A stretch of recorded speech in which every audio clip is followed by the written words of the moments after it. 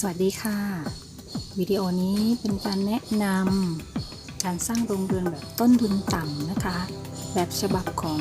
บ้านในเนิมฟาร์มเห็ดก้อนทองสามารถนำไปปรับใช้กับฟาร์มเห็ดของท่าน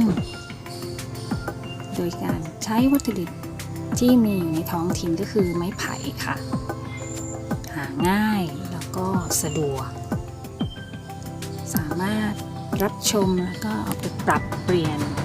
ตามพื้นที่แล้วก็การใช้สอยของแต่ละฟาร์มได้นะคะ